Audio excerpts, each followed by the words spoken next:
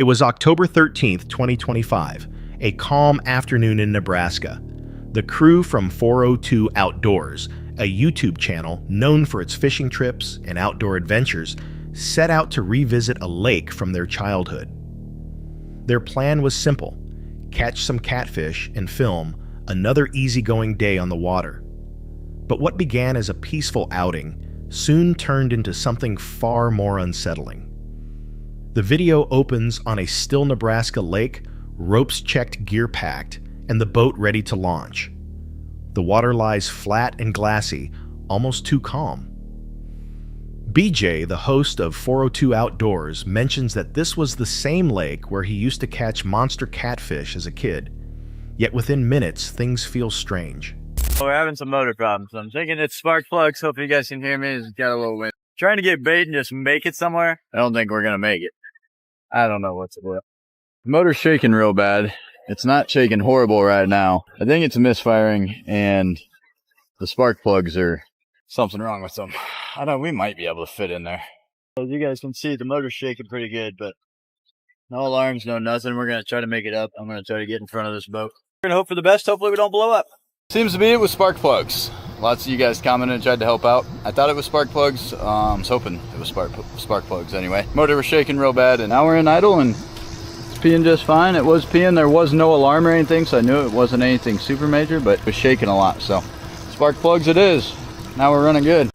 As the motor starts, the boat trembles violently. The sound isn't just rough, it's uneven, almost alive.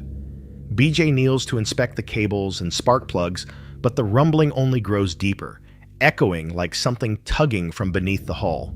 Assuming it's a bad plug, they make quick adjustments and the motor finally steadies.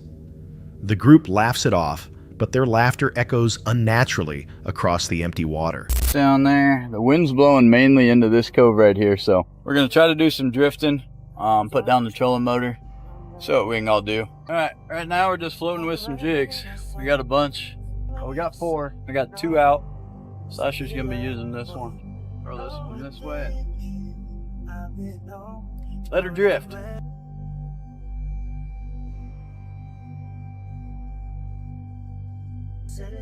Alright. Put Shamu back in the ocean. Look what I'm wearing! I know, I saw that. I finally wear it. It's like not hot as tits. Oh, it's like actually nice. There you go. Hey! Alright, this is exactly what we're going for. Perfect. Little bait crappie. There's no limit on these, so these are going to be our bait. See if we can get about 10 of those, maybe some big ones. I'm going to shut this, just watch here. Now we're good. See if we can get some more. There's a bunch of fish down there right now. Number 2, a little bit bigger. Not very big. Perfect bait size. Sorry, Nat, you picked the wrong chair. So, we're gonna get these out, but we can't get. Having a party back there? Oh yeah. Just pulled the hamstring. You got too much junk in the trunk. These are tiny little crappie. That's why there's no limit, and you can just scan them. Now I had it on side scan, but you can literally just find them with down imaging, and you can go right here, right next to the bank, and those are all crappie. That's what we're going to utilize as bait. As you can see, we're going 5 miles an hour, and the whole thing is just filled with crappie all the way back. That's a lot of crappie. You see all those? That's insane. Yeah. What the heck? That's He was tiny. fighting so much harder. Oh, he's huge. There we go. All right. Big boys only. Oh, let me get up. Stocking up on the bait. Perfect. Got my pet fish. Perfect little bait. Got it? Come on. That's the biggest one yet so far. God, the You minute I replaced get that- up here. Yeah, Nat was barking at him. Okay, don't get in my bag, Chris. God. I don't even know if you can get fillets off ones like these, but good bait. Hello, someone's calling you. Spam.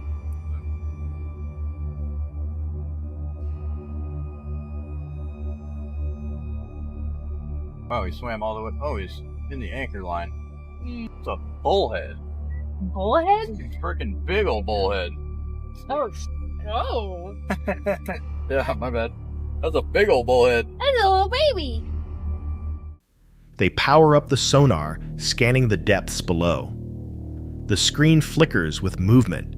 Schools of crappie and bluegill swarm near the banks. But every few seconds, a massive shadow glides past, far larger than baitfish, before disappearing completely. They keep fishing anyway. After several missed strikes, they manage to pull up a few small fish, just the right size for catfish bait. Hours pass. The sun climbs high, then begins to sink. The big fish never come. The team decides to move to a friend's private pond near the river, a place rumored to trap catfish after flood season. The air grows heavy as they arrive. The pond is deep, dark, and unnervingly quiet. Oh yeah, we're doing good. Oh yeah, I haven't hit the board yet. Uh-oh. Woo! Oh, Wow. Scotty boy. You've been playing this on your Uh-oh. spare time? Uh-oh. Oh, that Wow. Hate when that happens. Fuck. go in. God damn. Wait, so if I make That always this, happens. Yeah, that's 21. it is. You're right. But I have a chance to throw my last bag. Oh, 21! Double fisting, I like it. He had a bad day, so Oh, I and we got Nebraska volleyball too. I forgot about that. Oh, pizza just for Scotty? No. Oh, it's a chocolate chip pizza. He goes mine. He's on there. Got him. Soldier. BJ and Scotty prep their lines using live bullheads and strips of silver carp. When the baits hit the surface, the ripples fade instantly, leaving the pond still as glass. As night creeps in, they relax on shore, eating pizza, joking, tossing a ball back and forth. Then, without warning, the picnic table collapses, sending food and drinks crashing to the ground. Everyone bursts out laughing, but moments later, a sharp click cuts through the silence. BJ grabs his rod. It's bending hard. Something huge is pulling back. We got to keep him up. Get him closer before you ever do it. Yeah. You hear, Sash? I'm going to keep him up because I don't want him to get snagged, but this is a big fish. Real big fish. I just want to keep him up out of the snags. That one's way out there too. And just keep it high. Keep reeling. Yep. There's a lot of snags out there. Jeez. Yeah. Just keep him high Holy buckets. and then lean back. Yep. Lean back. Just keep him high. And just keep going. Yeah. Hold on one sec. Just don't let him go down and get in a snag. Just keep horsing him. Big flatty. Keep going. We got him. That's a 30-something. Holy crap. How you feel? That thing was strong. Yeah. That dude was feeding. The fall feed is on. Oh, yeah. I might hit 35. I was gonna say 30, 35. Woo. Good one. Teamwork. That's a nice one. I was eating my pizza and that was worth it. Chucks the pizza, comes down. All right, let's see this guy. Oh, yeah. Just got a leaf on him, but that's a fish. Oh, another one. Oh, yep, he's going. So actually, you want to pick that big old bastard yet? I might have to do that on my knee. Okay. Yeah, that's a good one right there. Look at, that is so cool, the marbling. They each got different little marks on them. Look at the tail, that's a big old fan tail. Holy crap, he's heavy. What you think, Sasher? That was worth it. I was eating my pizza and I threw my pizza and ran down. Betsy was worth it. That is a nice fish right there. Oh no, we didn't weigh him. Yeah. Oh no, come back, buddy. Oh, okay. He ain't coming back, he's lively. The line tightens. The boat sways. After a tense struggle, a massive catfish, nearly 35 pounds, breaks the surface, thrashing beside the boat. Minutes later, Scotty hooks another one, almost the same size. Two giants in one evening. The group cheers, filming the moment as the sun disappears behind the trees. They pack up satisfied, yet the laughter soon fades, swallowed by the night. The pond grows still again, as if something beneath the surface is still awake. After the video went online, fans noticed odd coincidences. Each time Natalie or Sasha appeared, strange luck followed. Some claimed to hear faint clicking sounds in the background, thinking it was the reels, while others insisted it didn't sound mechanical at all. The footage ends with 2 catfish shown on camera, but neither was weighed, and the crew never returned to that pond again. Was it just coincidence, or did something else stir beneath those dark Nebraska waters that day? December 2024. Along the still waters of the River Thames, adventurer Ed Pratt began a journey few would dare to follow the river from its source to the sea without ever leaving the water. No crew, no backup, just a camera, a kayak, and the pull of the current. What began as a peaceful challenge soon turned into a test of endurance against mud exhaustion and the quiet power of the river itself. Ed started at Thames Head, where the river was little more than damp soil cutting through open fields. The water barely moved, yet he stepped in determined to trace its path.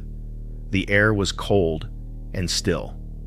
Each step sank deeper until the sound of boots faded into the slap of water against his legs.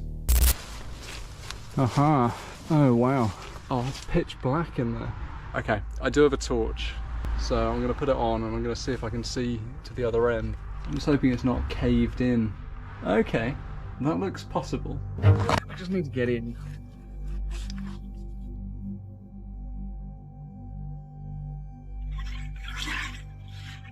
Oh, it's a little bit wider there.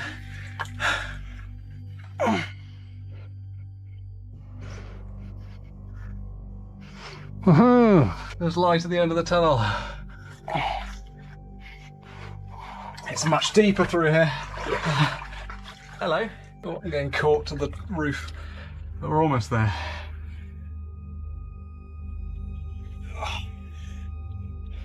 Well, that was an exciting start to this mission. That would have been fine if I was just scrambling through by myself, but even with this small bag, that was a struggle. Freedom.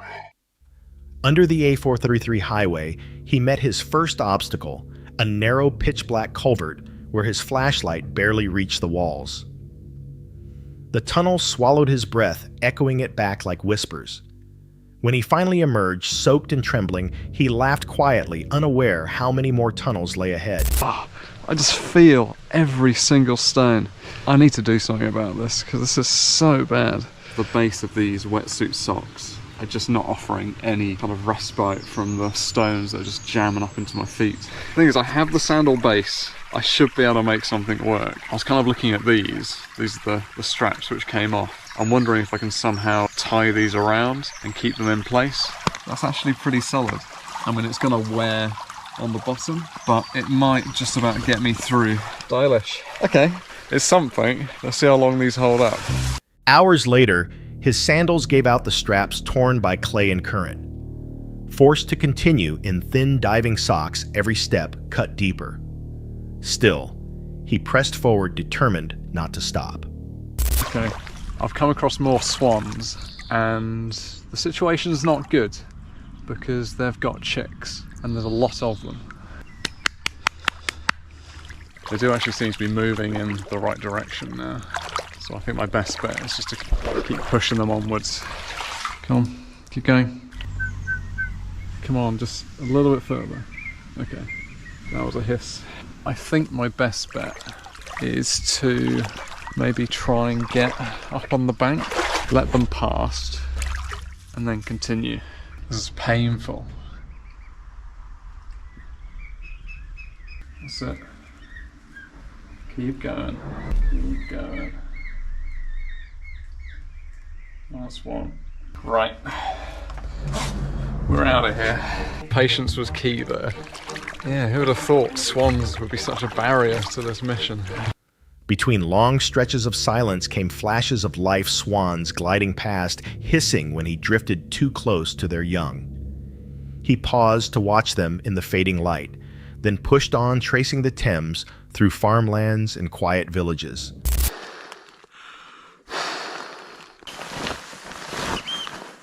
There's a road there. Oh, God.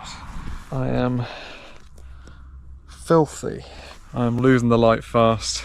I don't know how much you can see, but I am in my dry clothes. Don't ever take it for granted. Well, my food is somewhat hydrated. I mean, I think anything would taste great at this point in time, but oh yeah, it's got a bit of spice to it as well. So guess how far I've travelled today? Bearing in mind that yesterday I made it 3.5 miles and I started like halfway through the day. Today I've had all day to make progress and I've pretty much been moving all day. Guess how far I've gone? Yeah, 4 miles. By nightfall, he had covered only a few miles. He camped on the muddy bank, wrapped in a bivy bag, the damp chill sinking into his bones. The current whispered beside him, steady and different. At dawn, the water deepened. In Ashton Canes, You rejoin me on this mission halfway through this tunnel, crossing my fingers that the exit isn't obstructed at the other end.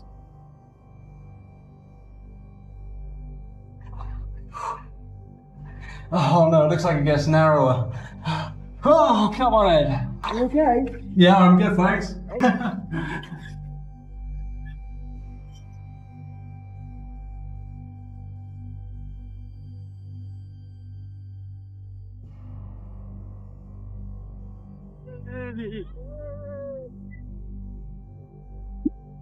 I didn't realise I had an audience. Oh, well done. I just wanted to make sure you made it. Wow. he crawled through another tunnel, narrower and darker than before. The space was barely big enough to breathe. His camera scraped the ceiling as he dragged himself forward. When he finally emerged, streaked in mud, sunlight felt unreal. Villagers spotted him, this stranger, crawling from their canal, and instead of alarm, they offered warmth, coffee beans, and shelter. One woman told him, "If you get into trouble, come back here." Her kindness stayed with him long after he left. Beyond the village, the river changed. Vegetation-thickened water turned brown with silt, and the air carried the smell of rot and chemicals.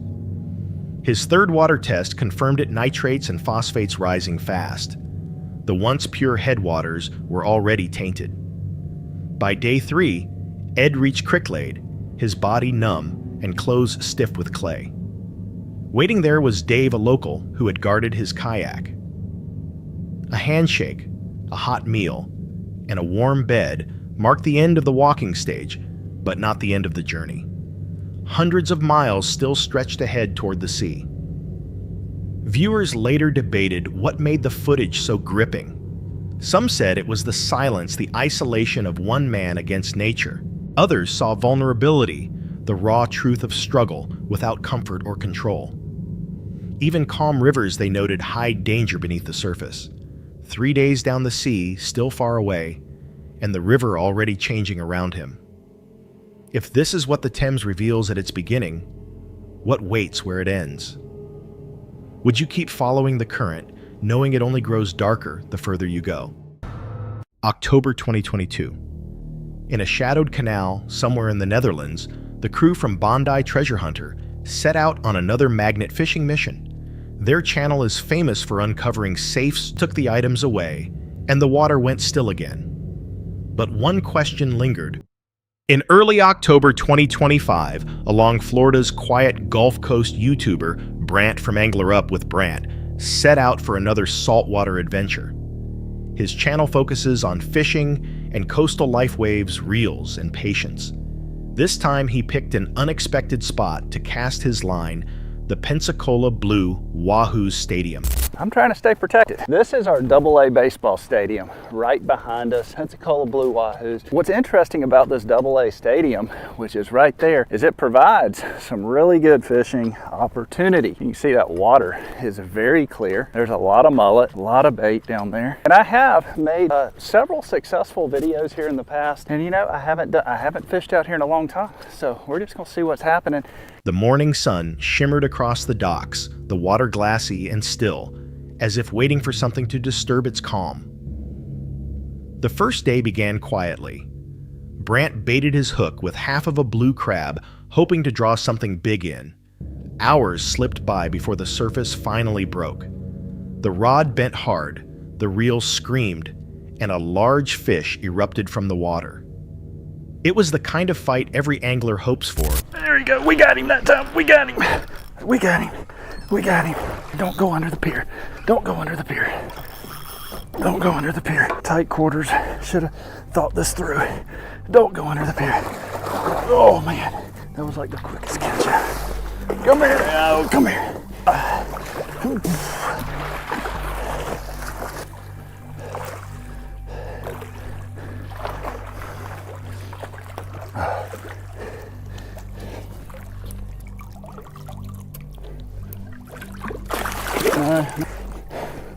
Got him that time. Check him out, y'all. Oh, marina monster right here. All right. The pull, the resistance, the moment of triumph. The next morning, Brant moved to a bridge overlooking the Gulf, this time fishing alongside his father. The wind roared, cars thundered by, and together they worked in perfect rhythm, cast hook-pull, slowly filling their bucket with fish. But before the trip ended, that peace would break. Well, this has taken an unexpected turn. So apparently while I was fishing on the bridge, I felt it happen, but I didn't think much of it. I banged my shin up against that bridge, and a piece, like a rock from the bridge, is buried in my shin, and I can't get it out. It's literally up underneath the skin, and I've got to go to urgent care and get them to pull this thing out. It's unbelievable. This is the second trip to urgent care that I've had within the last year. We were wearing the mullet out, got sidetracked. I'm not sure how this happened, but it happened, and I remember when it happened, but I didn't think much of it, and then it started hurting. I'm like, oh man, I can feel it. I can feel a rock in there underneath the skin. It is the weirdest thing. Here I am, not how I wanted this day to go. We're out. Let me show you what was in. I don't know how, guys, I thought a rock was in my leg. I was wrong. That right there is the top dorsal fin of a mullet. How it got jammed in my leg, I will never know, but it sure did. The whole thing buried. Hours later, Brant appeared again on camera. His tone was calm, yet lined with disbelief as he described what had happened. While fishing, he'd felt a sudden sharp pain in his shin, something he assumed was a scrape from the bridge. The pain grew worse, until he realized something was embedded deep beneath his skin. At the hospital, doctors uncovered the shocking cause. A mullet's dorsal spine snapped clean and buried inside his leg. It had gone so deep, he couldn't see it pressing painfully against the bone. What he thought was a harmless bump had turned into a wound. No one could easily explain how a small fish could strike so precisely, or why it had gone unnoticed for so long. Even among seasoned anglers, few had heard of anything like it. Some dismissed it as a bizarre accident. Others couldn't shake the feeling that something else was at play, that the calm waters of Pensacola have a way of biting back when disturbed. As Brant recovered, the footage from that day continued to circulate online, drawing both fascination and disbelief. Maybe it was pure bad luck. Or maybe, beneath those still coastal waters, something waits silent, unseen, and watching for the next cast to come too close. August 2025, YouTuber Brenton, better known as Fanatic, started what looked like another harmless outdoor challenge, spending one night on a small island off the Florida coast called Raccoon Island. The plan was simple: survive the night with only $75 worth of camping gear from Walmart. It was supposed to be fun, one tent, a few friends, and a camera. But silence on an empty island rarely stays peaceful for long. At first, everything seemed perfect. They joked, filmed, and called it the best camping spot yet. The tent stood firm on the sand, a small fire flickered beside it, and dinner was just grilled chicken under the fading sunset. Then came the fishing challenge, a heavy-duty rod with a 100-pound line baited with a massive tuna head. As they rowed out to drop the bait, two of them were left behind. No water, no tools, no boat, just the camera and the steady crash of waves. Hours passed, the sky darkened. They talked to keep the quiet away until the reel suddenly screamed. Something massive yanked the line, bending the rod with violent power. Then, just as suddenly, it snapped. A second hit followed moments later, stronger, faster, and again, nothing. Whatever was out there didn't want to be caught. Then the air shifted. The tide began to rise. The first drops of rain hit the sand. Within minutes, everything turned to chaos. The storm slammed into the island. Oh my god. We're getting hit by a storm. I don't know what size storm it is, but we're getting hit. If we lose our top, that's not good. I'm gonna lay this way to try and pull us back. God, I hope it doesn't start raining. This is bad news. Things aren't going as planned. I did not anticipate the tent collapsing, but the tent has collapsed. If it starts raining, we're done for. We are done for. This is not good. This is not good news. We've been through this before. Jamal and I have been through this pretty bad, actually. Spreading the tent and flooding their camp. The fire vanished instantly, gear soaked as rain poured down. The footage turned frantic, shaky lights, shouting voices, the roar of wind over crashing waves. They tried to call for help, and somehow one voice answered Paul. He had left the island hours earlier and didn't even know how to drive a boat. Yet he came back. The last thing the camera showed was a faint light approaching through the storm before the screen went to static. When the video went live, viewers noticed odd details. Paul had been posting on Snapchat during the supposed rescue. One comment asked if he was filming, who was driving. Another pointed out that their gear looked untouched afterward, as if the storm had never happened. By morning, everything was gone. The tent destroyed, the footage incomplete, and the rescue clip never seen. Whatever happened that night on Raccoon Island, only the storm knows. December 2024. On a frozen lake in northern Minnesota, Naspelts ventured out alone to capture another ice fishing expedition. His channel was built on the belief that nature could challenge him but never conquer him. Yet that night, the storm had other intentions. The forecast predicted clear skies, but the wind was already howling across the ice. He set up camp in near silence, his breath crystallizing as he worked. Gusts slammed into the tent with nearly 90 kilometers per hour of force, bending the metal poles until they groaned. Inside, the tiny heater fought to stay lit. Speaking to the camera, he admitted this might be the harshest weather he had ever faced. Beneath, the thick ice life still stirred, and he was determined to find it. There we go. Feels like a walleye. Yeah, there we go. That's what I'm talking about.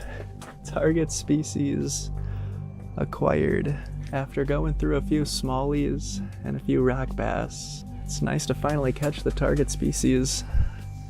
All right, buddy, get you right back. Tonight is turning out to be a beautiful night. Sun just went down, snow's starting to pick up a little bit, and the fish are biting. Not much more I can ask for. I'm gonna rig this guy right back up and keep on fishing.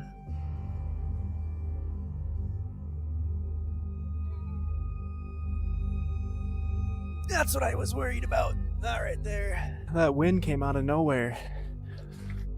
I knew it was gonna be a little windy tonight, but that was just terrible. It's snowing pretty good out there right now. All the snow that we had earlier today is getting just blown all the way down the lake. I think it's a real feel of -15 right now. By the morning, it's gonna drop down to -37 degrees Fahrenheit. It's gonna be a cold night, and it is gonna be a windy one. I think it's gonna snow for another 3 or 4 hours tonight, if not a little bit more. So we are definitely in for an adventure tonight. I'm just gonna get relaxed, get everything ready. I just bolted down the tent, so I'm not too worried about the weather. One by one, fish emerged from the holes. He drilled a massive rock bass, a shimmering walleye, and finally, a 27-inch giant. The tent shook violently as the wind screamed outside its roar, nearly drowning out every sound within. Later that night, he sat cross-legged beside the weak heater, eating a cold sandwich while snow piled over his shelter. The fabric walls flexed with every gust, as though the storm itself were breathing. He called it beautiful chaos. Most would have called it something else entirely suicidal.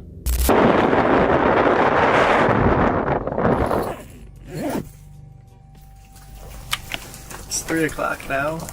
I think this is officially the worst weather I have ever ice camped in. It seems like it's getting worse. I've checked 4 different weather apps I have on my phone. All of them say 26-mile-an-hour gusts. This is definitely a lot more than 26. I think game plan is make it through the night. If I can have any time tomorrow where the wind dies down, I'm packing up and leaving. I'm about half a mile, maybe a little over half a mile from the launch. Walked out. The only person on the lake right now. Wish the weather apps would tell me it was going to be this bad. I saw a little bit of wind. I mean, I always knew it was going to be, 30 miles an hour, which isn't too bad.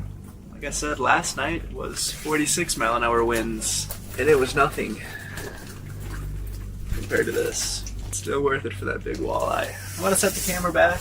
I'm going to hopefully head back to bed here, and I will see you guys in just a little bit. By midnight, the blizzard intensified. He reinforced the tent, securing every rope as the ice groaned beneath him. Then from under the floor came a low, muffled thud, too deep to be the wind. For a moment, everything went still. When the video finally went live, viewers were astonished. "No video is worth dying for," one comment read. Others praised his composure, his discipline, his unshakable focus. But everyone understood the truth. This was about enduring a night on the ice that nearly broke him. The next morning, with the storm still raging, he pulled in one last fish. It felt less like victory and more like a warning. If he'd stayed any longer, what might the storm have taken from him? A group of friends set out for a peaceful day of fishing along a quiet river surrounded by calm water and an endless sky. For a while, everything was perfectly serene. Lines were cast, laughter echoed across the shore, and the slow current created an ideal backdrop for a relaxing day outdoors. But that peace didn't last. Out of nowhere, a stranger appeared, determined to disrupt their time. What'd you say? You don't own the river.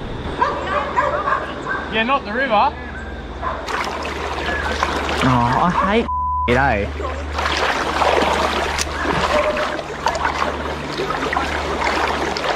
Yeah, we'll stay off the property, that's fine. You don't own the river, we're just walking the river.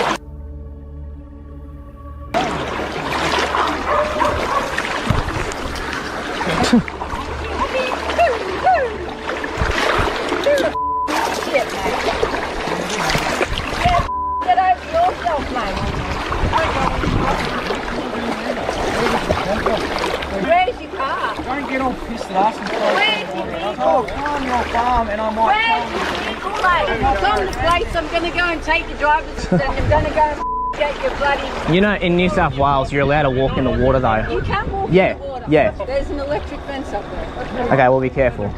Yeah. We're just walking through the river. Yeah. Don't worry. We will not go on your property. Is your vehicle down by the river? No. Showing you where to go. Well, I'm going to go find it. We're not going to go on your property. Yeah. You've got to get to the river through our place and we don't like people. We've walked far as, like it's way down. Yeah. Yeah, we won't go on your property. We've been walking up the river the whole time. That's it. We won't get out of the river. Yeah. Sorry, Yeah. mate. No, I understand it, Yeah. No, I know that, but that's what does happen. Yeah. People are arseholes, I'm sorry, Yeah. and they've been really dickheads to Yeah. deal with. Yeah. And that's What began as a casual, lighthearted outing suddenly shifted into an unexpected confrontation. The group remained polite, explaining that they were only wading in the water and taking care to avoid private property. Still, their explanations didn't seem to matter. The man demanded to know where their vehicles were parked, accused them of trespassing, and warned them about property boundaries and fences. The calm atmosphere dissolved almost instantly, replaced by tension and frustration. Instead of leaving them alone, the stranger escalated the situation, throwing around accusations, making threats, and doing everything he could to force them off the river. Now he's filming now.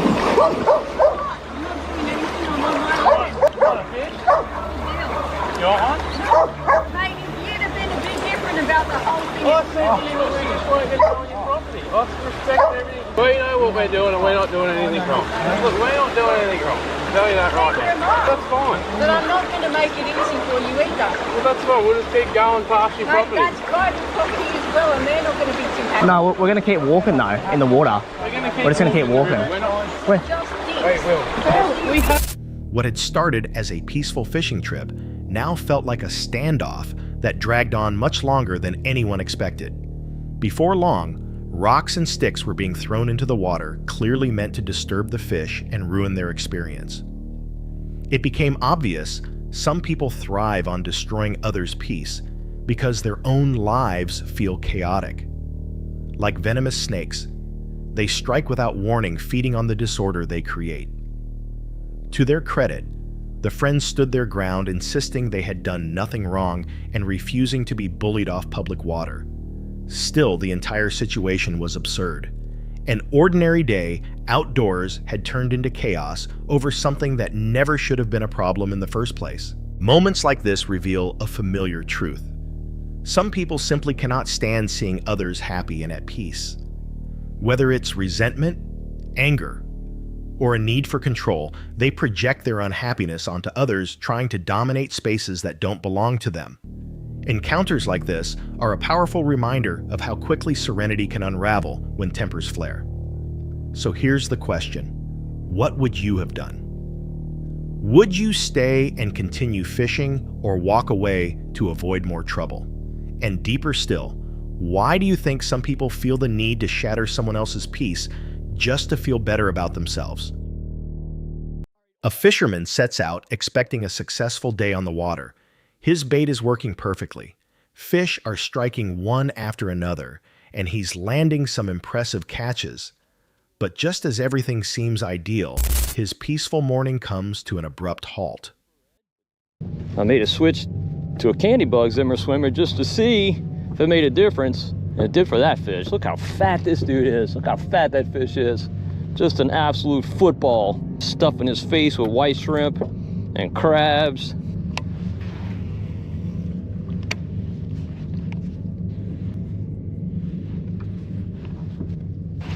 There he is. Speckled trout. All right, switch to candy bug. Apparently it's a good one. He's just barely under keeper sized. I'm gonna let him go.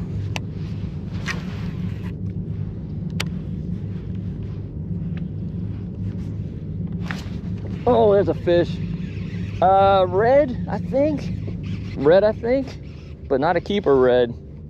Another boat approaches, and suddenly the calm atmosphere turns into a heated confrontation. I know y'all can't be back here. What's that? Can't be back here. Y'all know that. Why is that? It's all private property, dude. You passed the signs up coming in. Yeah, but it's a bayou. It's navigable. Huh? It's a navigable bayou. I don't even care what it is. It's private property, dude. I mean, you want me to call wildlife right now? Yeah, you can call him.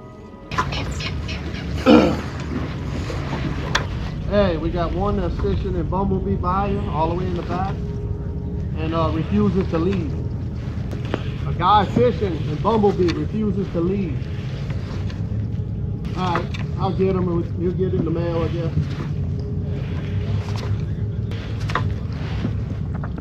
All right, man.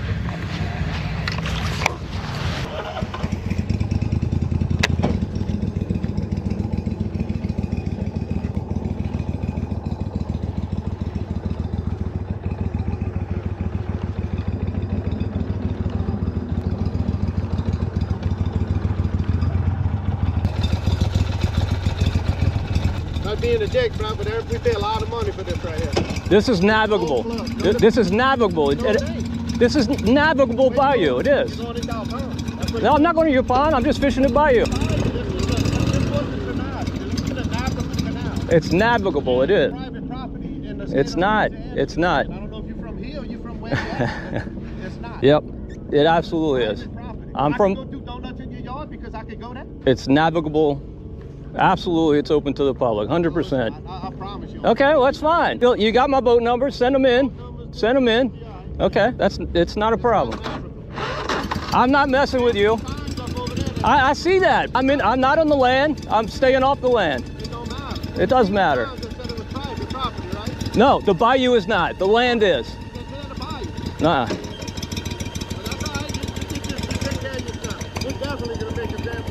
Okay, good.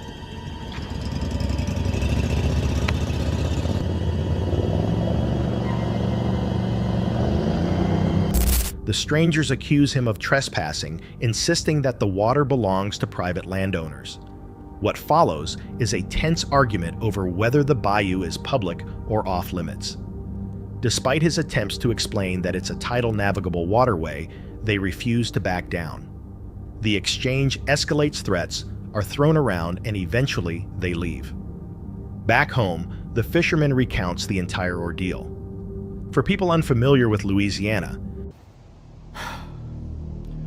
Those of you watching from out of town are probably wondering what in the world this could possibly have been about. Well, it's because Louisiana is the only state in the union that doesn't guarantee unfettered access to all tidal water. Because of this, fishermen are regularly harassed and run out of areas that are claimed to be private. Now, I shot this video the day before Thanksgiving, so duck season was open here in Louisiana, but I'm a big believer in not doing anything to interrupt anyone's duck hunt. My view is that as a fisherman, I'm mobile, I can move, a duck hunter can't. They're pretty well set up in that pond, and that's where they're going to spend the morning hunting. But the nearest pond to the bayou I was fishing is more than 3/4 of a mile away, so I absolutely was not messing up anybody's hunt. The bayou is 8 feet deep, it's tidal, it's natural, and it's obviously navigable. Confrontations like this, though, are all too common along the Louisiana coast, and I've been covering this topic for my 30 years in outdoor journalism. When I was at Louisiana Sportsman, we would often send the state lands office sections of marsh and say, hey, can you figure out if this is public or private, just to see what the answer was. It would often take them weeks to try and make a determination, and often they come back and say,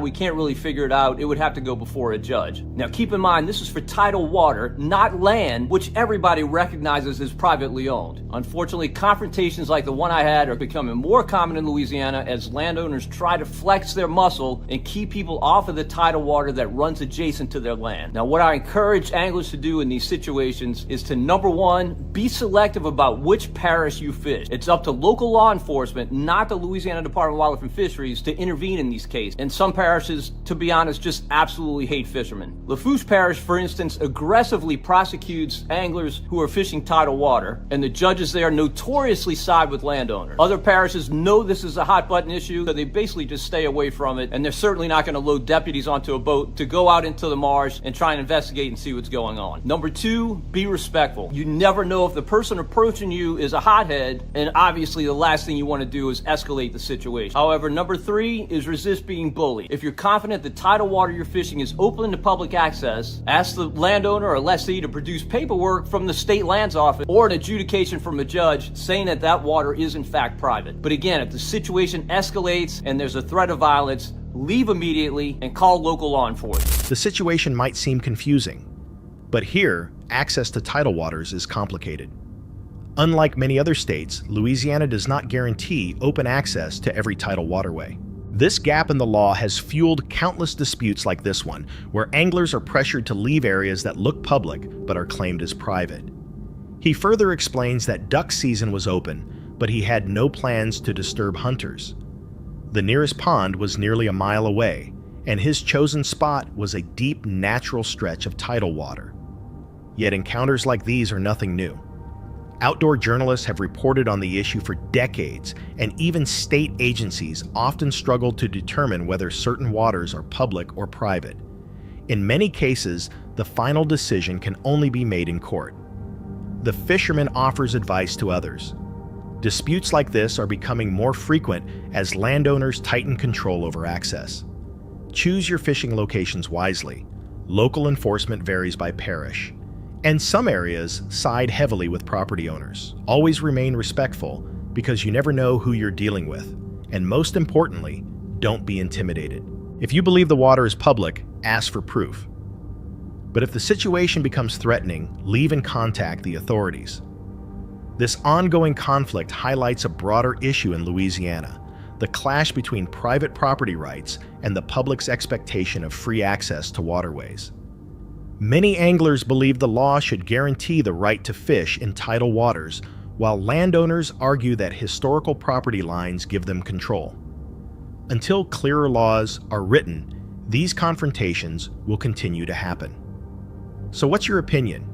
Should tidal waters always remain open to the public, or do landowners have a valid argument for wanting control over what runs past their property?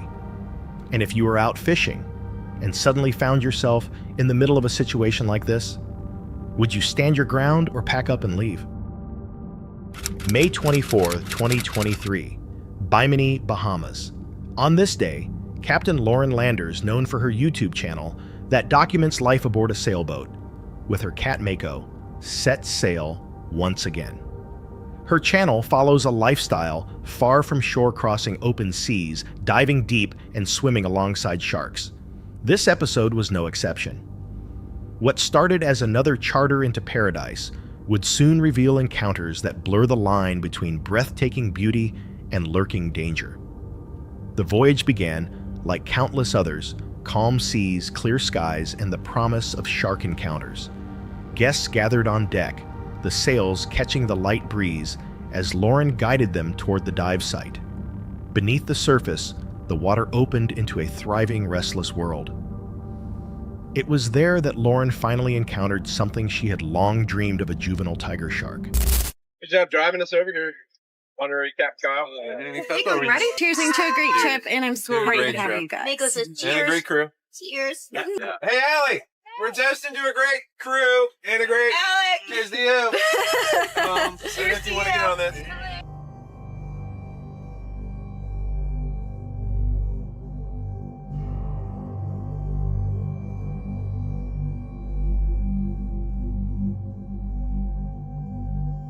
Trip dove with these hammerheads twice, and I tried my best to capture the shark's behavior, both being cautious and checking us out a bit. The nurse sharks are always present and are more so in the way and make it a bit harder to focus on the hammerheads. The hammerheads generally make a few passes by before actually coming to check what we have. Sharks are some of the most intelligent animals I have encountered, and it actually takes a lot of effort to get these sharks to stay at a dive site, contrary to what the media says.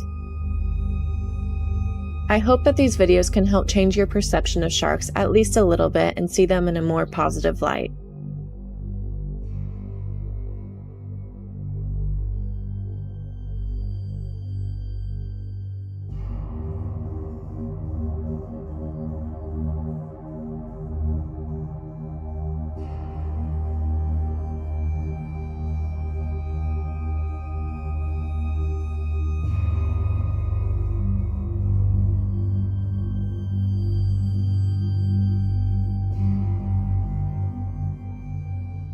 It is our last night of our second trip, and we're gonna go out to eat again. We're just all taking hot showers. We just got to the dock. I'm trying to get this thing out of my hair without having to cut my hair. But it was an amazing time, and today the hammerheads are wanting to play so much this morning. For years, tiger sharks had been her favorite, yet she had never shared the water with one. The young female circled her with curious energy, drawing closer than any hammerhead ever had. Then, as suddenly as she appeared, she slipped back into the deep blue. The hammerheads, however, stayed. Massive and methodical, they carved wide arcs around the divers before gliding closer, cautious and deliberate.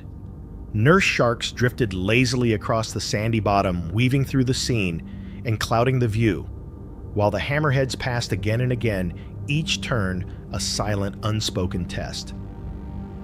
Later, the wreck of the Sapona rose from the shallow depths, its concrete hull fractured by time and storms. Once a vessel used for war and smuggling, it now lay silent, reclaimed by coral and fish.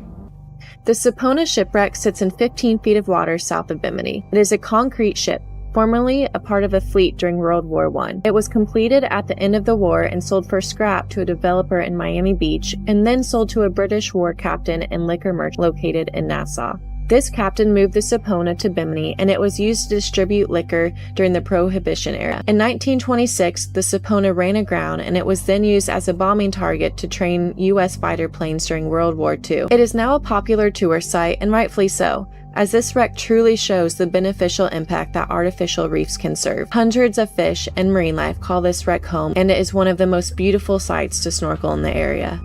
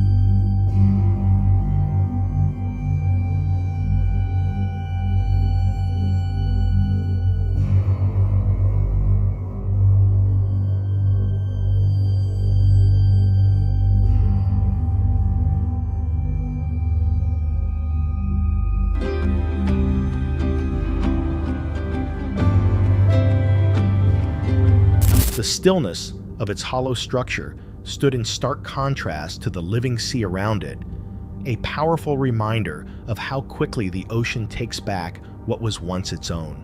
For Lauren, encounters like these are simply part of life at sea, but for others, the ocean has not always been so forgiving. One viewer recalled how just south of Bimini near Cat Cay, a man diving from a sailboat never returned a bite from a supposedly friendly shark, proving fatal before help arrived.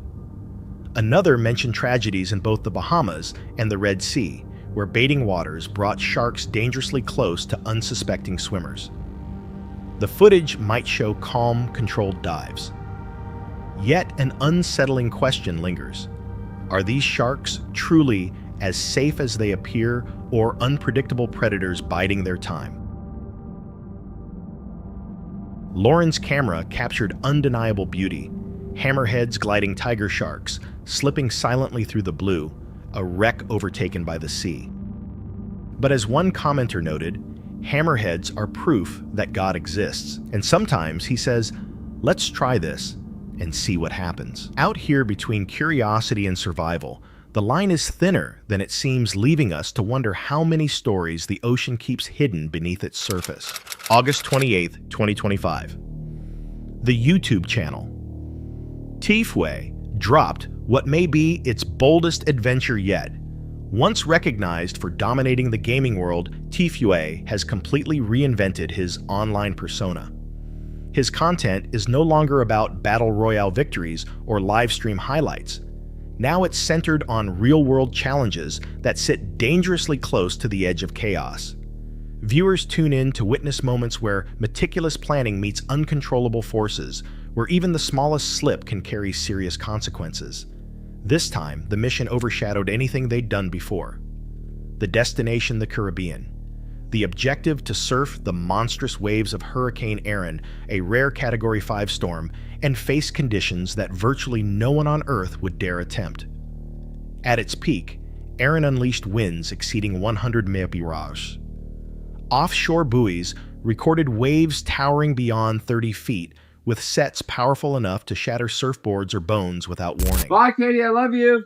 I'll see you Tuesday. Jack, are you going to clickbait this storm? Required for this one. Top 5, top 10 biggest storms we've seen for this area ever. Last I saw was 15 to 20 foot at the place we're going. You know what? These are all the boards that we need right here. Skim boards, surfboards, body boards, foil boards, ironing boards, water boards in here. This is the busiest channel in the county, and you ain't heard it. All right, Chad, 6 a.m. We're Key Largo, headed to Chub Cay to check in. Then from Chub Cay, we're going to Abaco. It's going to be a ride. We're crossing into the Caribbean Ocean. I don't think it's a Caribbean Ocean. All right, Chad, we're checking in at Chub Cay right now. Beautiful little island in the middle of the Caribbean. This wasn't just another vlog, it was a direct confrontation with nature's most primal force. The journey began on Chub Cay, a remote island in the Bahamas. Here, the team fueled their 43-foot boat and meticulously prepared every piece of gear. Surfboards, skimboards, Backup equipment all lined the deck. Around them, other mariners shook their heads, refusing to continue. Local captains warned the waters were already too violent, yet Tifue and his crew pressed forward, determined to reach their chosen break. The crossing was punishing. Towering swells battered the vessel from side to side, each hit rattling both equipment and nerves. At times, the boat pitched so steeply that cameras captured nothing but sky, then nothing but water. They were forced to reroute more than 150 miles around impassable passages. Every extra mile consumed more fuel, thousands of dollars burned just to stay in the chase. Hours later, they arrived at a remote reef break few had ever witnessed, let alone surfed. The ocean roared over the shallow coral shelf, building into steep, chaotic walls of water. Paddling out was pure disorder. Sets climbed 20 to 30 feet high, detonating with thunder across the reef. A single, mistimed duck dive could have ended the mission immediately. Yet amid the chaos, Tfue and his friends caught some of the most spectacular rides of their lives, towering faces, hollow barrels collapsing in seconds. Their footage showed what few surfers ever dare a hurricane ocean briefly mastered. But the price was steep. One surfer smashed face first into his own board, surfacing with blood dripping from his nose and numbness in his forehead, signs of a mild concussion. Another diver speared a lionfish and was stung by its venomous spines, leaving his hands swollen, throbbing, and almost useless for paddling. Despite the injuries, they kept going. Some waves delivered perfection, clean drops and open barrels that shot them into daylight. Others punished every misstep, slamming them into the reef and leaving them gasping for breath. Boards cracked wax mixed with blood, and muscles burned from the relentless battle against current and chop. By nightfall, exhaustion was etched into every face. Bodies ached, hands blistered, and eyes burned from salt. Yet the mission wasn't finished. Later. If you okay? Rescue? Get out of here. My face look alright? Yeah, you're alright. Just got nosebleed. Hold on tight. We'll be alright. Lucky to get knocked the fuck out. Yeah, and I'm not paddling out here for that. It's big. And upper half of my body went numb. And I couldn't feel my forehead or my face. I might be slightly concussed. Well, I was drowned yesterday. You got almost knocked out and died today. These reefs are no joke out here. There's a dent in the board from his face. Kind of see it. See the wax? My nose, my eye, and my head hurt so much. Just take a nap, man. There's a ton of lionfish. I saw the lionfish. Ow! It stung me. Yeah. It like came back on the pole. I didn't see it. Ow! Get the fuck in the boat. My finger hurts. Stung me and swam away. Got off the pole. Scary out there. You see that? No! Oh. There's no lifeguard. 2 guys out. Why? We run to Fortnite. Chapo. Oh! Oh! Did your board break? The kid got stung by a lionfish yesterday. Can barely paddle. Paddles out. Breaks his board like 3rd wave. Not having a good time. I'm leaving the Bahamas and there's still waves. We gotta run 500 miles home. Sucks. Great. Engines off. Nice boat. Much dope. What are you doing out here, man? You have a pliers on board? I need a pliers, please. You need help or you got it? Well, yeah, I catch a shark right here that's not like this big. I came right up. I jack him with my cutlass. Send him back. Big. Oh. Is it hotter? Like 2 or 3 times? Cut the keys with on, buddy. Come on, take it easy. Have a good day. Yeah, man. There's lightning. A lot of lightning. My jacket? Whoa! Nothing beats a Jet 2 holiday. That's all I gotta say. There's lightning everywhere. Andrew just came out that he was gay because he thinks we're gonna die. Oh! Damn! Oh my! I got it! I got it! I mean, we've been on the boat all day getting our feet, but we finally made it. Back home, and we're all soggy and ready to go shower. Captain Alex. Yeah. How do you feel? Ready for a nap. Ready for a nap too. I'm ready for a nap for 3 days. My face still hurts. We had to travel and traverse through the storms and trenches to get here, so. Katie got a cool split for the lightning, huh? I did, yeah. I'm calling an Uber. 15-foot swells still blocked the way home. Every mile of the return demanded unwavering focus. A single wrong turn into a breaking wave could have flipped the boat. Slowly, carefully, They navigated toward port. When the coastline finally appeared, relief mingled with disbelief. They had done what almost no one else would even attempt. Surfing a hurricane isn't just rare, it's nearly impossible. The logistics alone are daunting. Securing a boat capable of surviving the journey, sourcing enough fuel, and navigating channels under storm conditions are hurdles few would attempt. The cost was enormous, thousands spent for a wave that might never appear. Then there's the physical danger. Category 5 surf is no playground. A 30-foot face breaking over a shallow reef can snap a board clean in half. A mistimed drop can hold a surfer underwater until their lungs scream. Injuries aren't just possible, they're inevitable. The footage proved this was no staged stunt. Tifue's crew endured real consequences, a face smashed into fiberglass, a venomous sting that risked infection, a body so disoriented by impact that simple movement was difficult.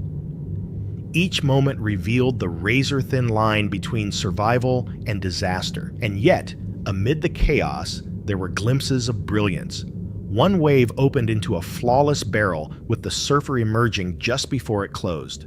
Another drop carried blistering speed across a towering wall of water. These moments were fleeting, but they defined the mission proof that even within the planet's fiercest storm, beauty could exist. By the end, Tipue and his team earned more than just footage.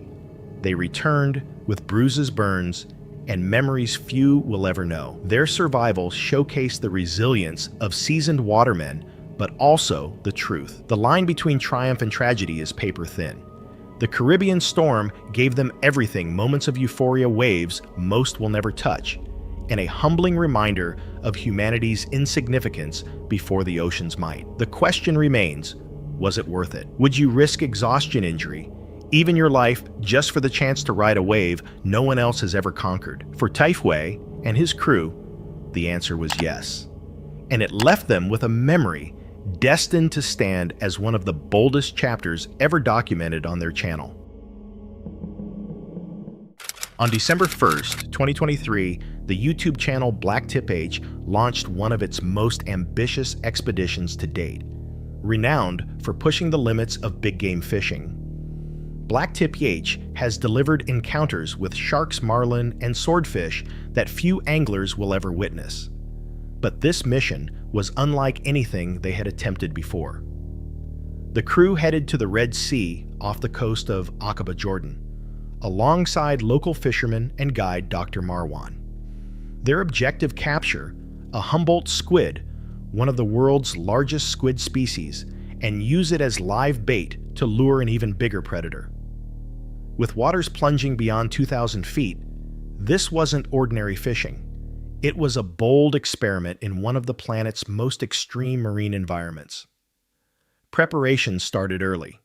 Tentacles and send them down. Yeah, we need them as a bait. We're in squid territory. 2,000 rotations. Squid on. Here we go. Big squid, big squid. We're burning up nice and slow as we bring his friends up. Stalling the reel out.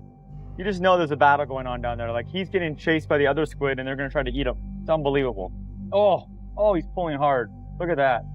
I think someone's trying to eat him. If it's quiet like this, yes. We're getting close, 300 rotations. Okay. Nice and slow. I got a feeling he's got some friends with him, hey? I know a lot of you guys talk about the electric reels. You think this is cheating, and it's not. Especially for someone that just came out of surgery. This is a very efficient way. We're dropping down over 2,000 feet. There's a lot of water between us and the fish, and remember, it's pulling too. You're not just reeling up. Just reeling up the jig is a lot of work. All right, here we are within 100. Very close. Mono. 80 rotations away. 80 rotations. I see him. Hold on. Oh, that's a giant squid. Come on now. Wow. Look at that. Be very careful. Send that back again. Hurry up. What? This thing? Yeah. Here, I'll let you do that, right? Here, I'll do it. That's unbelievable. Giant squid. Whew. That is such a cool animal. Look at that thing. What a beast. All right, we're gonna send him down live. We're gonna try something crazy. Live giant squid.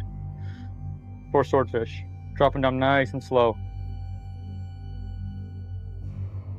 This is crazy. I've never done this before. Here we go. Okay, calm down. Hey, calm down. Oh! Oh my gosh, dude, the big one's trying to get me. Look, he's trying to get me. He's like, what are you doing? Hey, stop fighting, stop fighting. Hey, what are you doing? He is killing the small one, be careful. Stop fighting. Hey. Here we go. Here we go. Live squid. Get off of him. Hey, stop fighting. Anchoring was crucial. Without it, strong winds and currents would push the boat adrift, making deep water fishing impossible. Using improvised equipment, they secured their position and set up custom squid jigs with bright underwater lights. Beams of green and multicolored light sliced through the depths, designed to attract squid from the darkness below. They explained the enormity of the task. At depths between 2,000 and 2,400 feet, raising or lowering the line could require thousands of reel rotations. Electric reels weren't a luxury, they were essential. Pulling heavy jigs manually from that depth would be nearly impossible. Hours crawled by. Hands throbbed. Lines vanished into the black abyss. Then finally, resistance. The first squid hit. The reel groaned as the creature fought its way upward. Near the surface, bursts of color flickered beneath the water reds, whites, and iridescent hues. A Humboldt squid appeared, thrashing and pulsing its tentacles, armed with suction cups lined with teeth. Even for veteran anglers, it was both mesmerizing and unsettling. But the goal wasn't to keep it. Instead, they carefully sent the squid back down alive to serve as bait for something bigger. The tension was palpable. Would anything strike? The answer came almost immediately. A swordfish slammed into the bait. Good. Oh, bigger fish, bigger one. You know, we're still used to dropping down live, all these stone baits and that. Live squid, rubber band, sucker hook, done. 2 for 2. Bigger fish, Marwan. It's a bigger one. I'll catch some more fresh squid. You can drop that down for swordfish. Yeah. Big sword. I hope a good size, yes. Big size. Open up. You might jump right now. Okay. Taking line hard. Oh, that's big. That's big. big. That's big. You got it? You got it? Yeah, we got him. Nice. The fight's still early. Oh, yeah. Taking line hard. Oh, no, that's small one. Yeah, that's small. Yes. But very healthy. See how he jumped? Yeah, he's taking line good. Look, he's taking line. He will jump again. You're going to have to gap this one and listen to this one. First time I saw swordfish jumping twice. Really? Yeah, swear time. Circle hooks make him jump more. Josh make them crazy. Rig, drop down a live squid again. If the swordfish are biting like this, I mean, we might have to come back out here again for giant squid, because if the swordfish are biting, we got to catch them. They're back in mono. Nice fish. Yes. I got it? Yeah. Oh, he's wrapped. Wrapped only with a circle hook. Look. Look at that. Perfect. Yes. Oh, good size. Come on, Marwan. Come on. Yep. What happened to the tail? Oh, he got hit by Mako. Look, he got bit. Right here. Wow. Something follow him? Someone tried to eat him. Look, there's bite marks all up and down here. I told you. No, there was a Mako shark. Yes, You're right. Yes. He was very speedy and very powerful. All right. You think there's a Mako around? Yes, Watch this. yes. Here we go. Ready? We don't have wire because it's at the hotel. So we just drop down the head right there, see if he bites it. But this is gonna feed Marwan's family. Yes. That's a good food. Very good food. Look at that. Celebration. The Mako shark was definitely chasing. The rod arched, the reel screamed, and chaos erupted on deck. Commands shot back and forth. Let it run. Keep pressure. Hold steady. The team worked in sync, reeling when the fish eased and bracing when it surged. The first fight ended with a juvenile swordfish brought aboard. Though small, it proved the concept. Even a modest predator would devour a Humboldt squid without hesitation. But the day was far from finished. Another strike followed. This time the fish was larger. It dove deep, then burst from the water in explosive leaps.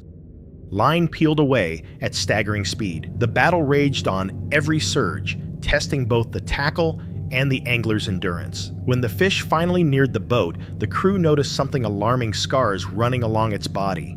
Distinct bite marks revealed it had already been attacked, likely by a Mako shark before it ever hit their line. By day's end, multiple swordfish had been landed.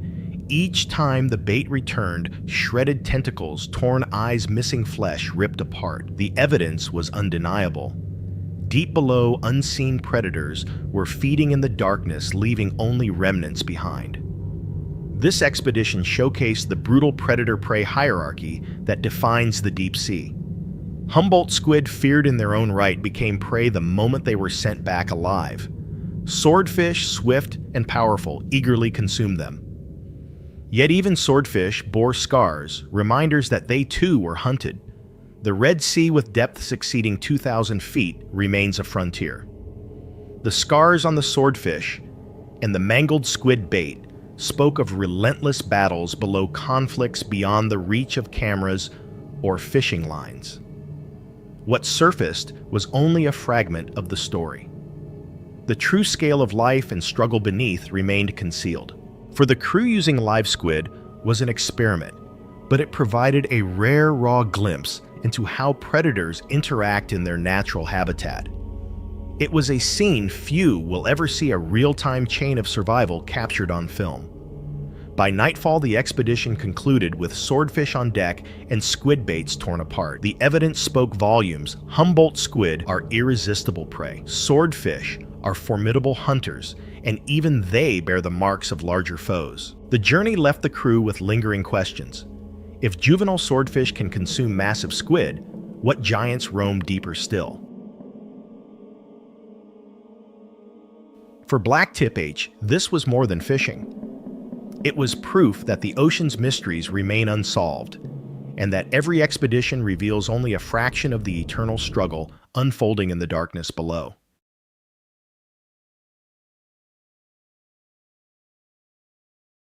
September 9th, 2023.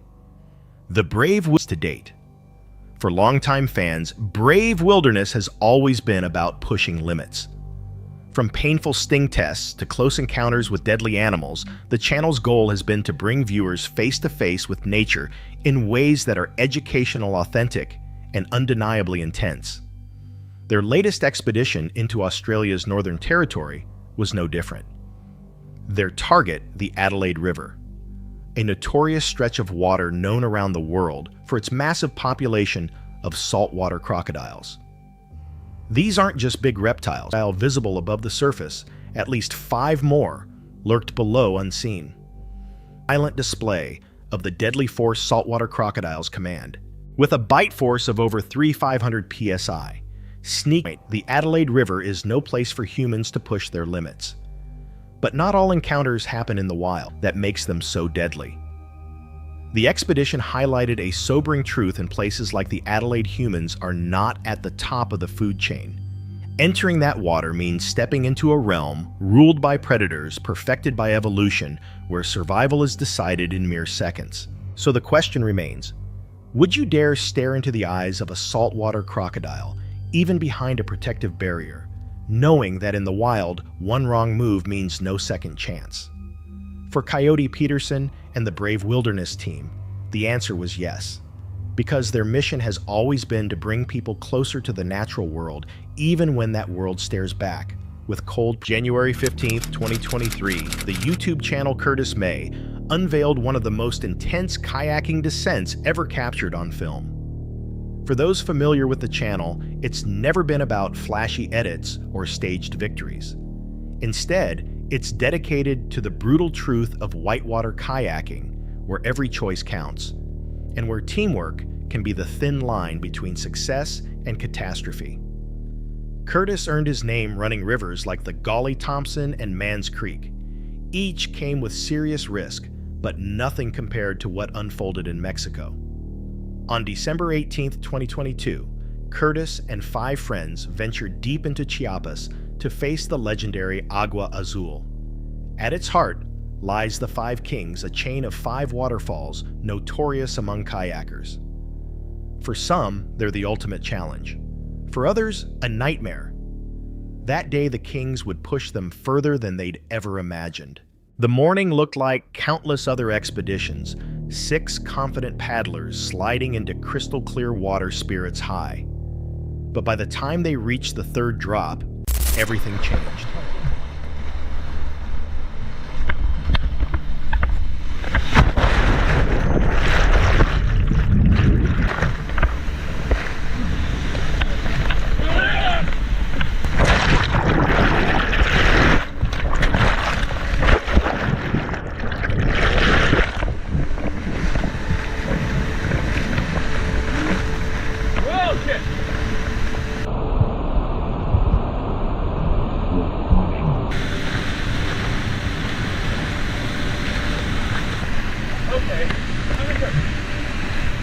dead.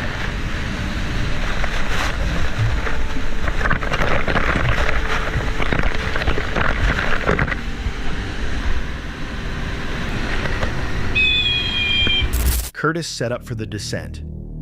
Just a few inches too far right, his kayak stalled and was instantly sucked behind the curtain, swallowed by the roar of water and trapped in a deafening void. Inside, the noise was overwhelming. His whistle meant nothing. His voice was drowned out. He couldn't see beyond the pounding water, and his friends had no idea where he was. For 75 agonizing minutes, Curtis fought to get free. He tried repeatedly to push toward thinner seams in the curtain, but each attempt sapped his strength. Behind him loomed a dangerous undercut wall. One mistake could mean the end. Meanwhile, his team scrambled.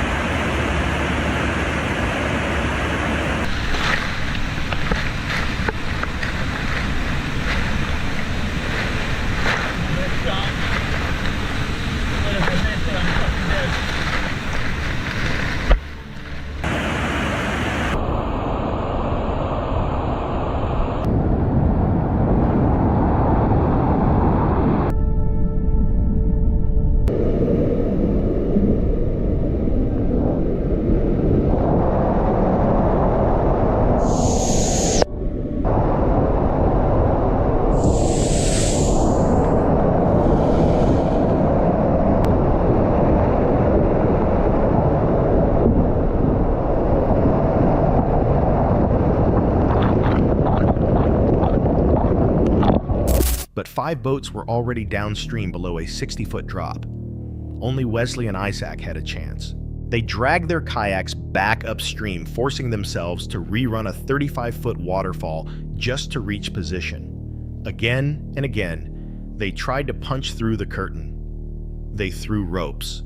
They shoved kayaks forward. Sheer strength against relentless water, nothing worked. Time slipped away. Sunlight dimmed. The situation grew dire. Then Wesley noticed a narrow seam on river right.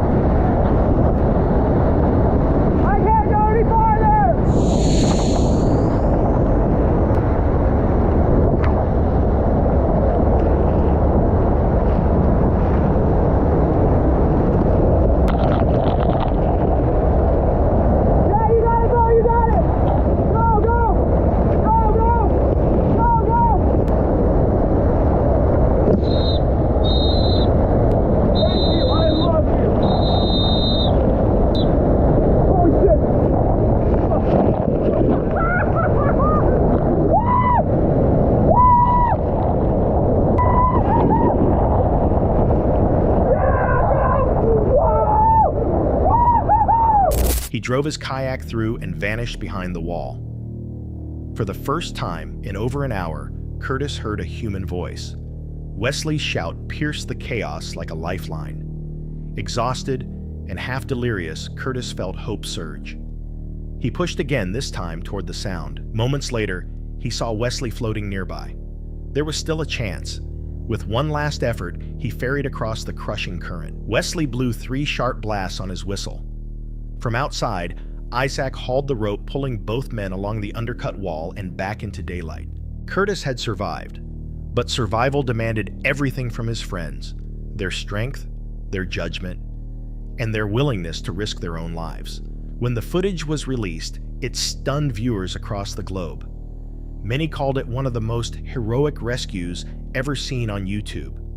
Some admitted their hands shook watching Curtis disappear behind the falls. Others said the moment he whispered "thank you, I love you," brought them to tears. The rescue was celebrated not just as bravery, but as a lesson in composure under impossible pressure. Viewers noted that teamwork, patience, and refusing to panic were what saved him. Wesley and Isaac were hailed as heroes, men who pushed forward when most would have given up.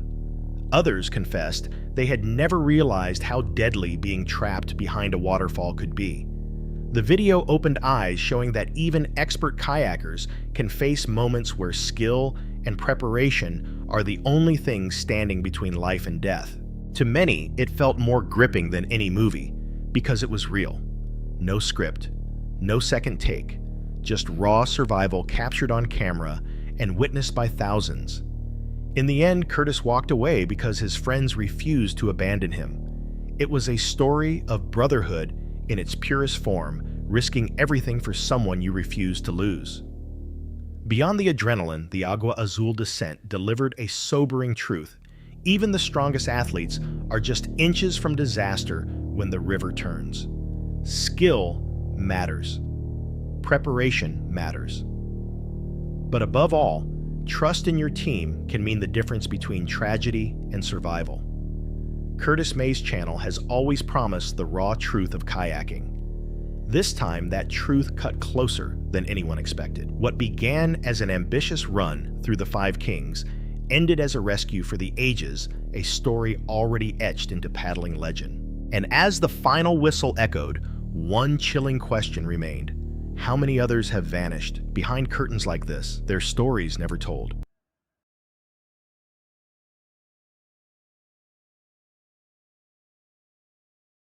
On April 17, 2022, the YouTube channel Sailing Nahoa shared another remarkable chapter of their ongoing voyage. Ben and Ashley, along with their 2 young children, had already covered thousands of miles, leaving behind office jobs for a life of global exploration. Their channel isn't about scripted drama, it's about the raw, unfiltered experience of ocean crossings, mechanical breakdowns, long stretches of calm, fierce storms, and the chance encounters that can change everything. On this passage, their route took them south of Sri Lanka, aiming to cross toward the Maldives. It was a course that led them hundreds of miles from land isolated, exposed, and filled with both risks and possibilities. The journey began peacefully. The ocean was unusually calm, so still it resembled a lake, but the quiet revealed a disturbing sight. So, what'd you catch? Garbage. More garbage? Wow. Maybe this is the Great Indian Garbage Patch. I mean, there's some small fish in there, but I don't see any big ones. There's so much garbage around here. I mean, some of it's organic, but a lot of it's microplastics. I don't think that's very micro. It's like mega plastic. I literally thought I was gonna hit a car bumper. So all morning I've been dodging this garbage line. And sometimes there's big stuff in it. So we decided we better probably go either to the north or the south of it because we're heading west. So we're looking for a favorable boost west. So either south of the line or the north of the line. I'm not sure which it'll be. We'll go figure it out. Well, there's more down there. It's crazy the amount of garbage right here. In Asia, they have a lot of food in little bags, and then they just tie it at the top with elastic's really tight. Like there's like soup in there or something. But that's what this is. I guess it just gets thrown in the ocean, or ends up in the ocean somehow. I don't know. Maybe they just dump the garbage in the ocean, like they put it in bins and dump it in the ocean. I have no idea. There's footage of that from India. I don't want to blame one particular country, but it's been pretty bad ever since we got down to Indonesia. Philippines was really bad. Thailand was really bad. It's pretty bad. A lot of plastic.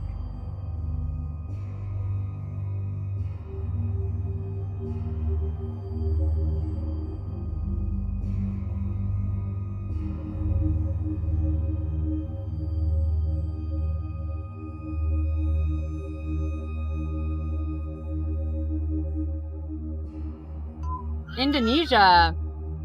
Yep, you can find out where your garbage is from because they write where it's from on it.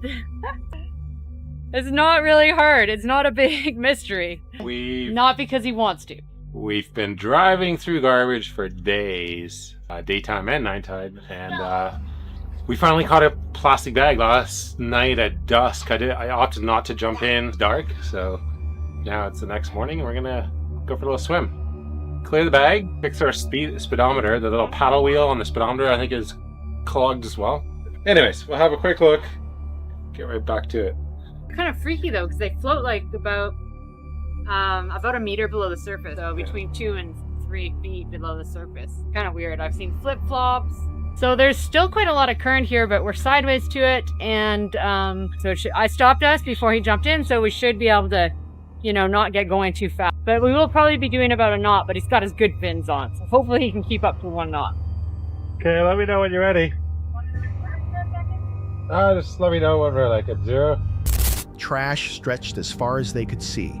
Plastic bags, bottles, and even large chunks of debris drifted endlessly. Ben even joked about nearly colliding with a car bumper. Long trails of waste floated with the currents, forcing them to change course repeatedly. At one point, a plastic bag wrapped itself around their speed sensor. Ben had to stop the boat and dive in to remove it. The bag hovered eerily just beneath the surface at a depth that made it nearly invisible until the last second. Wearing fins, he worked quickly to free the blockage before climbing back aboard. Once cleared, the speedometer spun again and the boat continued westward. But the debris didn't stop. For days they weaved around floating trash, sometimes recognizing labels from Indonesia, the Philippines, and other parts of Asia. The experience was a stark reminder of how far waste can travel carried by unseen currents across vast oceans. Life aboard settled into a slow rhythm dictated by heat and routine. With no wind, they relied entirely on the engine. Ashley calculated fuel consumption carefully. They had already burned through hundreds of liters and would need to ration the rest to make it to the Maldives. The sun was relentless. Days were scorching and nights brought only mild relief. Then came dusk. A small blip appeared on the radar, another vessel. It was a Sri Lankan fishing boat. Looks like a long liner because he has huge sticks on the front for the marking the ends of the long lines. I always hate it when they come and check us out at dusk. Gives me the EBGBs. I don't know why. I have trust issues, I guess. I just feel very vulnerable out here with my family in the middle of nowhere with no gun on board. We would never have a gun on board, by the way. It's so illegal in some countries, you can get the death penalty. Oh, we got inked by squid last night. Absolutely everywhere. We're working through our way through the jerry cans. We've put in 3 40 liters on this side and 130 on the other side. Ashley's been doing her fuel calculations and I think we're good for another 7 days. So that should get us there, no problem. And there's absolutely no wind. I mean, this is what we're looking at. We have wind from our boat moving forward. During the day, it's just excessively hot, excessively. So we try to survive. It's been seriously scorching hot during the day. It's been epic. We've had amazing sunsets. Here comes another one. But the days, wow, they are hot. Wowzers. It's just kind of like the days fly by and nothing much happens. Out here in the middle of nowhere, even a single approaching vessel raises tension. With 2 young children aboard, Ben and Ashley were acutely aware of their vulnerability. Out here, there's no quick rescue, no patrol boat, no emergency call that would arrive in time. As the boat drew closer, their anxiety grew. But instead of hostility, the fishermen signaled for a trade. They offered papayas, pineapples, and freshly caught mahi-mahi. In exchange, the Nahoa crew handed over beers and sodas. The trade was clumsy, but sincere. Despite the language barrier, simple gestures bridged the gap. Supplies were tied to ropes and pulled across the water. Smiles soon replaced the initial tension. By the time the meeting ended, Nahoa's galley was stocked with fresh fruit and fish, enough provisions to last for days. The fishermen waved as they drifted back into the vast emptiness of the sea. Oh, fish. They want cigarettes, Ashley. We don't smoke. Don't have cigarettes. Never thought of doing that. Cookies? I've got cookies and yeah, that's like it. I don't even have good I don't have usually, like, I don't even have junk food really. Cookies? Cookies! Yeah. Wasabi peas? How many? How many people? 1, 2, 3, 4? 6. Okay. 6 beer? We don't need their fruit, those poor guys. They got good fruit, man. Should we give them Coke too? Coke? Beer? That's a good trade.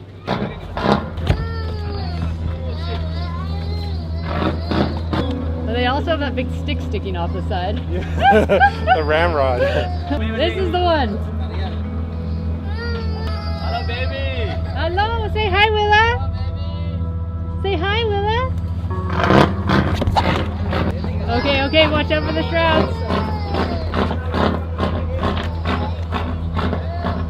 Do you think you won't lose it, will you? No. There's no fish in there. It's pineapple and papaya. No fish? You have fish? Yeah. Yeah, okay.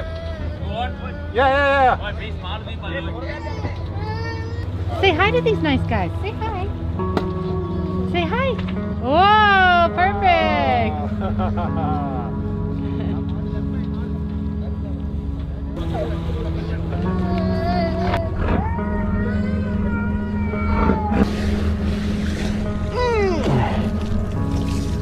So much harder with babies.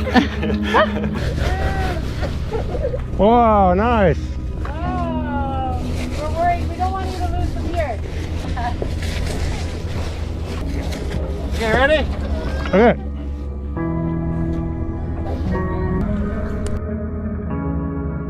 Yeah, thank you.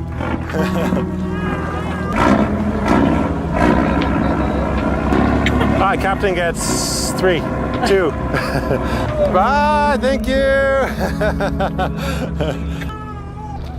It's okay? Beer from Thailand. Bye.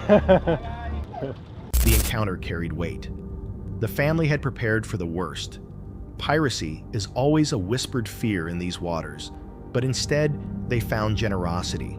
No weapons, no hostility, just a fleeting human connection. For Ben and Ashley, it was proof that most encounters at sea are not threats, but opportunities. The endless plastic reminded them of the ocean's fragility. The trade with strangers reminded them of its humanity.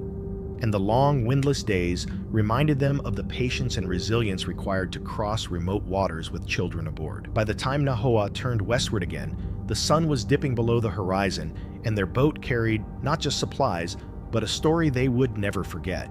The voyage from Thailand to Sri Lanka and onward to the Maldives was full of contrasts, vast fields of drifting trash, the vulnerability of nights far from shore, and the unexpected kindness of strangers in the heart of the Indian Ocean. And it leaves anyone dreaming of such a journey with a lingering question: if you were days from land with no help in sight and a small boat appeared on the horizon, would you prepare for danger or open yourself to trust?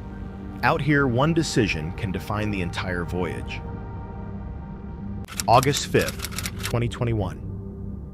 The YouTube channel 402 Outdoors returned with another river fishing mission in Nebraska. Known for capturing the real side of angling, long hours, missed bites, and victories earned through persistence, the channel once again focused on authenticity over spectacle. This time, the spotlight was on Crystal. After spending months in Hawaii, she was back and determined to take on a new goal, catching a flathead catfish from her local waters. Her mission was clearland, one weighing at least 20 pounds.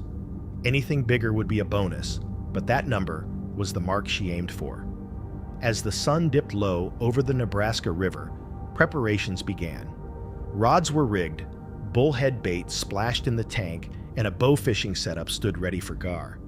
The goal was set, and the team prepared for a night where every bite could make the difference. obviously not doing something right. I'll sneak one in there if you guys don't mind. Where in between which ones? Anywhere, right? Okay, I'll give you the honors. What's his name? Felipe. Felipe, that's a new one. I like it. All right, Felipe is getting the yeet. Felipe the yeet. Go to work, Felipe. I might go down here for now and let Felipe do his thing. I don't know, maybe I'll bring one. Let me go see what kind of bullhead. This was my biggest bullhead I had out, so I just didn't want to get him snagged right away. We'll let Felipe chill. All right, well, Crystal, what's his name? Jose. Is this swimming in the mud? Oh, yep, he's good. Jose be kicking. All right, we're gonna yeet Jose. Good luck, Jose. Go to work. I just bounced it into a deep hole. Jose might do some good work out here. All right, Jose's in a deep hole. Go to work, Jose. Do me justice. What's this one's name? Okay. Scooby-Doo, right? Oh, maybe. I don't know. I'm not a kid anymore. I don't watch that. No. All right, Thelma's getting the yeet. Go to work, Thelma. All right, Crystal. Richard. All right, come on, Dick. Old Richie boy's gonna get the yeet. Not bad. Richard's in some depth. Is Richard gonna be the one? He's the one. He's the one for you? Oh my God. No, don't say that. All right, on to the next one. Using old Big Bertha right here. It's our biggest bullhead now that the sun's going down. Now that is a look, girl. She's putting on some jeans to go. High-waisted jeans with this wood. She's going on a firewood search up there and she wanted some jeans. So, oh yeah, walk it, girl. Sexy and I know it. All right, go get some wood. The nice gentleman over there told me my clicker was going out and something took it right into a snag. So we're gonna try Big Bertha over here. She's getting some wood. We're gonna do some cooking. Try this up in the deep hole up here. Get that wood, Crystal. This is our biggest bullhead of the night. We're running with Big Bertha. We'll call him Big Bertha. Right where I got snagged last. Awesome. Go to work, Bertha. Don't get snagged. Good luck. The outing started with a ritual.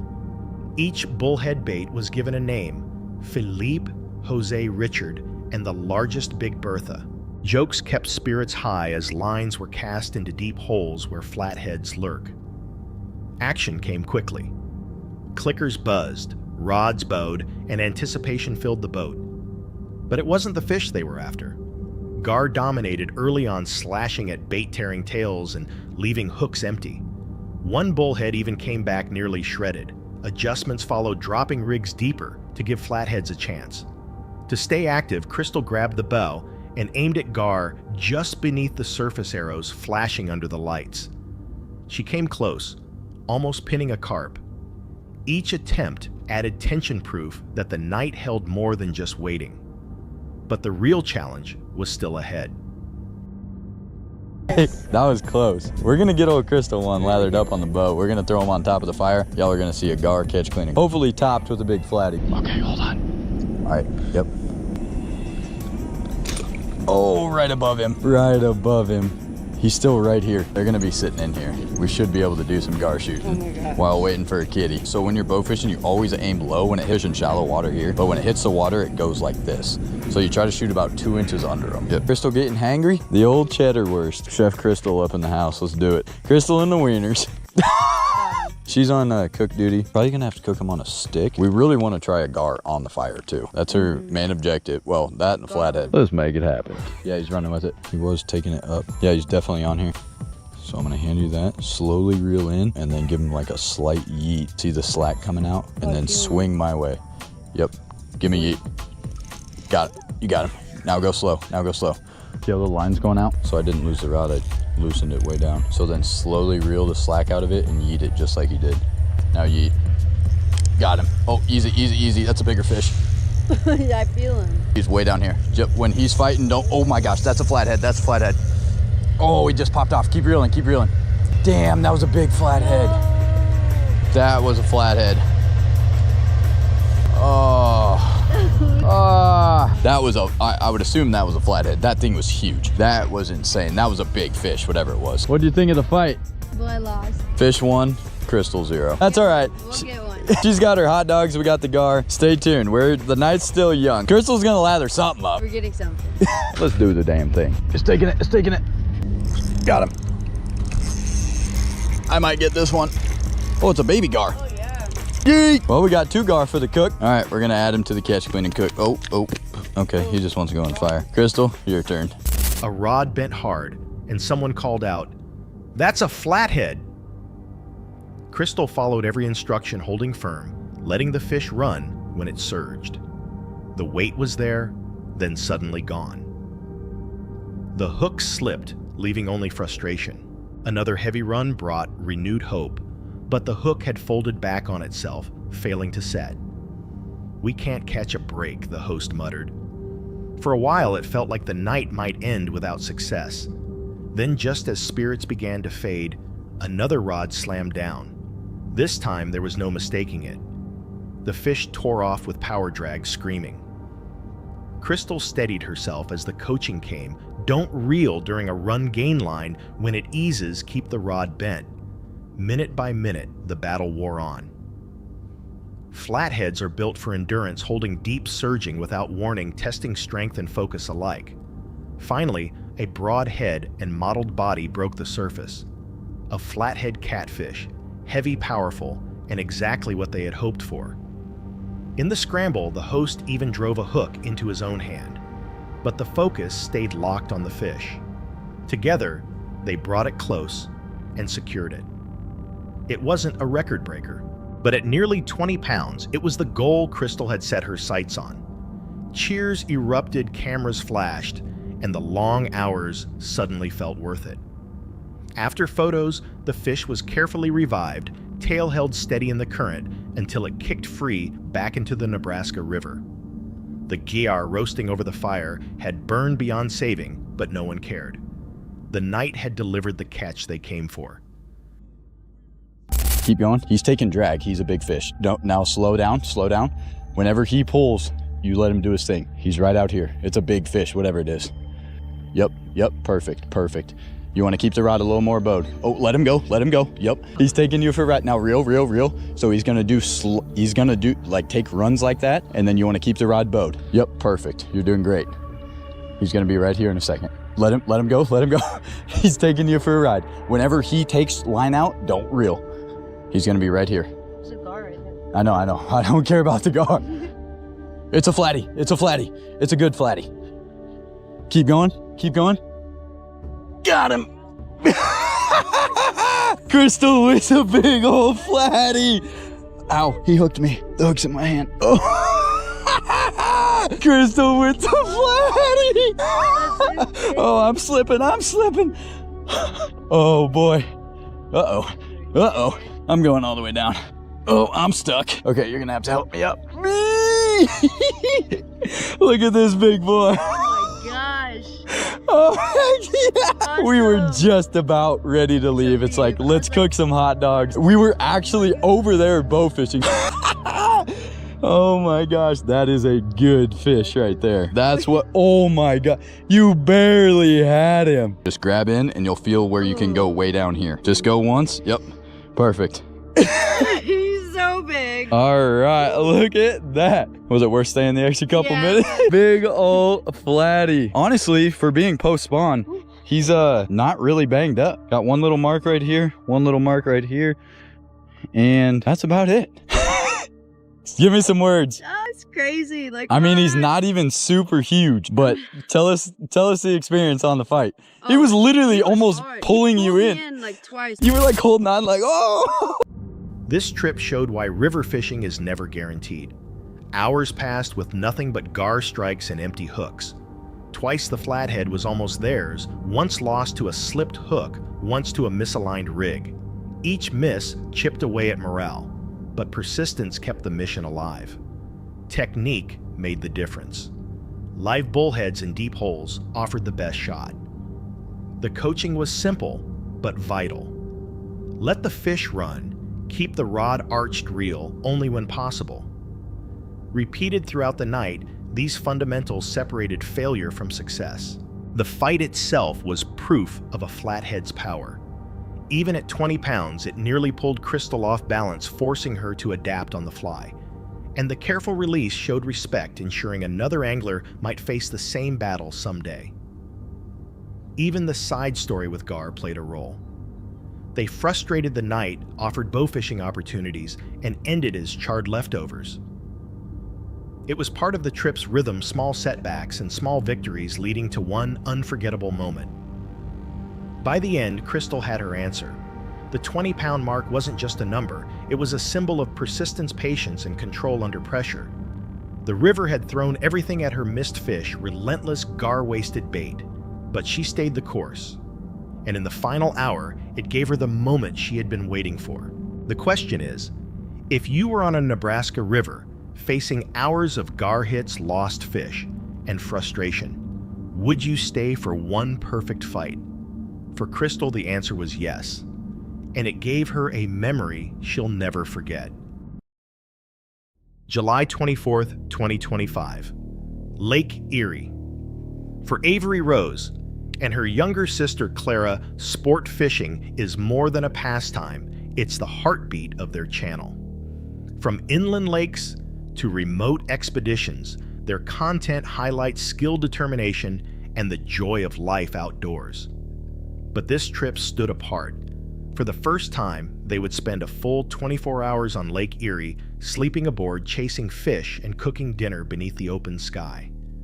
The day started late. At 6 p.m., 3 hours behind plan, the sisters departed from Port Rowan with minnows, blankets, meals, and a Coleman stove packed tightly. Their goal perch. Using Megalive sonar, they drifted across sandy flats in 12 feet of water. Tiny blips clustered near patches of weeds.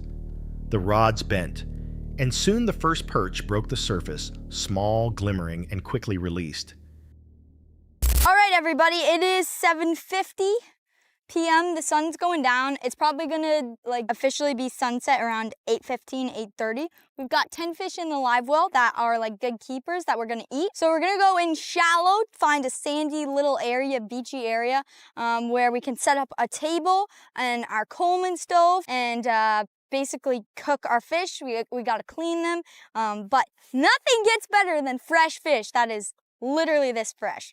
We got the raptors down back here. We need to get all of our cooking stuff out, including our table, and I'm gonna clean the fish. Claire's gonna set everything else up, like the oil, the pan, get the Coleman going. Let's do this thing. I'm gonna pass you the stuff. What are you doing? Told me to look at this hat.